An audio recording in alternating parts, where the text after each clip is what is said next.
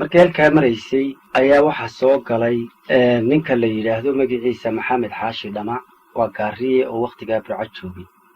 wuxuu soo diray heestan uu u soo bixiyey marka hore salaanguud.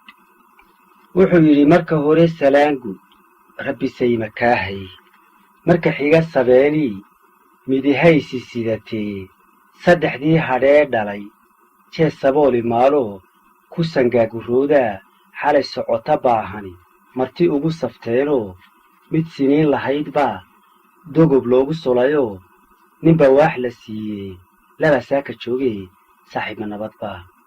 waxay suuban leedahay ninka soo socdaamee muxuu soo sidaa sheeg.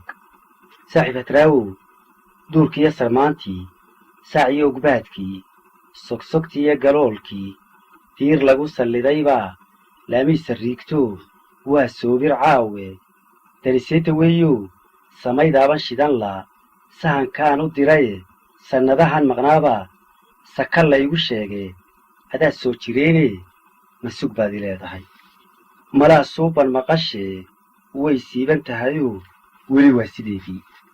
saaxiib hadraawow waa erey su'aalee candhasaab ma dararaa jinow geel masixin baa sakaraad ma geeraa nin la sigay ma nabad galay.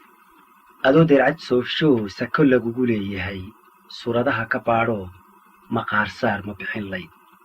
sagaal adhiyo ruuxliyo anoo subaga daadshaa ma sinaan karaynaa. waxay suuban leedahay suuraaf miyaanahay salfudaydku waa maxay. naf jacayl sawaabaan sahwi daynahayne duqisaba wanaagiil wuu soo socdaayoo seerihiisa kii galay dhabu seexan maayoo saylac waa tallaabee cirka sare hadduu dego saddex magac ilaahay seeftu way dultaallaa. saaxiib hadraawow ninka saxar la guursaday mase dad ka dhigataa.